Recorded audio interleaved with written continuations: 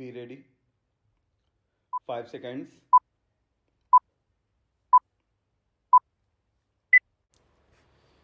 Start. Mr. Vice Chairman, Sir, I would like to speak on this bill in the interest of the rapid economic growth in the country. If the nation grows from strength to strength economically, leading to eradication of the degrading and disheartening poverty of the people of India, the workers of this nation would also benefit, and they would also go above the poverty line. Sir, I would like to mention here that the plantation crops, as understood by the term so far, namely coffee, rubber, tea, and cardamom, have been giving this nation substantial amount of the much coveted foreign exchange annually. It must be noted that coffee exports alone have given our country during the last 5 years over rupees 1000 crores in foreign exchange by way of export earnings and export duties. I must also bring to the attention of this House that the famed tea industry in India today has become a sick industry affecting lakhs of workers and the tea planters. Sir, we ought to know that in the agricultural sector, the plantation labor is the best organized one and is getting nearly the same treatment, facilities, and amenities like the industrial labor.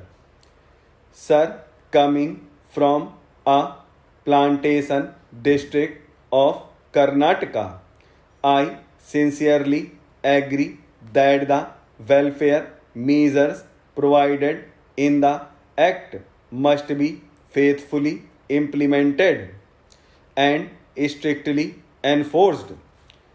But I cannot subscribe to the view taken by some that the planters generally are exploiters and are inimical to the interests of their own workers and that they must be dealt with severely. Sir, most of the planters of today are educated and they know that contented labor is conducive to productivity and peace in the states and therefore would like to provide all the welfare measures and amenities to the workers. Sir, I would like to point out some of the very draconian, discriminatory, and invidious urban directed amendments made in the Plantations Labor Amendment Bill 1973. Sir, the Plantations Labor Act is sought to be applied now even to holdings of 5 hectares and above, employing 15 persons and more. Originally, in the bill brought before the Joint Committee, it was sought to be applied to holdings of 6.5 hectares and above. It would be realistic to make an amendment to the present bill to raise the size of holdings from 5 hectares to 6.5 hectares. Sir, we must bear in mind the economic viability of small plantations of 5 hectares and the financial capacity of the small planters to fulfill the obligations cast on them to provide housing and crèche facilities. Those small planters in some cases are unable to provide themselves with houses and medical care as good as those intended for their workers in the bill. I am sure that good many small holdings will go into liquidation, unable to bear the burden when the prices fall, as in the case of tea today. I would emphatically say that clause 13 is not only draconian but discriminatory, and it is most harsh and killing to the farming community of India, whose hands feed and clothe the people, poor and rich. Sir, I strongly feel that the punishment with both compulsory fine and imprisonment is too severe for violation of a welfare legislation covered by the Act. For economic reasons and financial incapacity, the debt ridden employer, particularly a small holder, may be unable to discharge the obligations, such as providing type design houses, crèches, medical facilities, etc. In such cases, there is no point in sending the landholder to jail and collecting a fine from him for every day of default.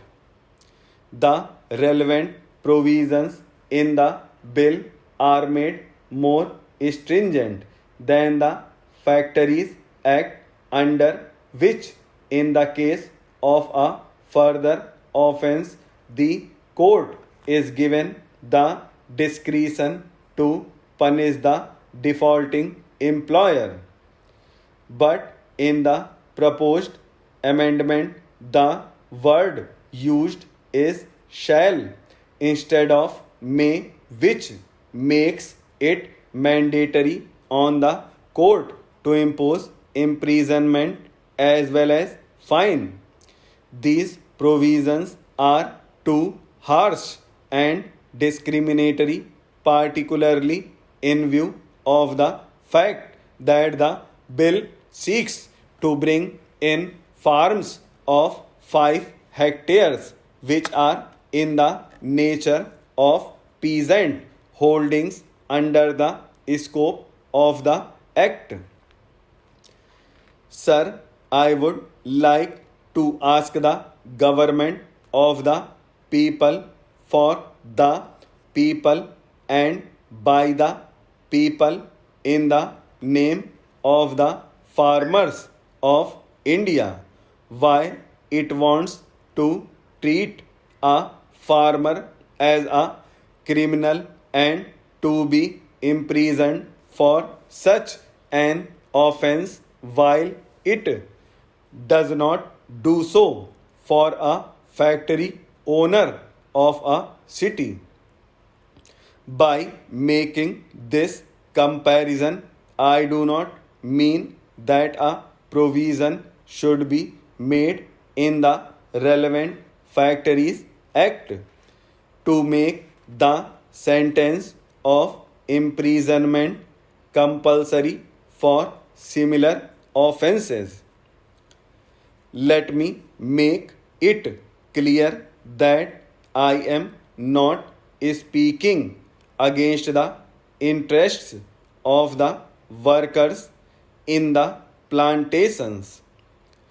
I am only speaking against the stringent and invidious measures which have been provided in the bill affecting the rural employers and the invidious laws enacted for them.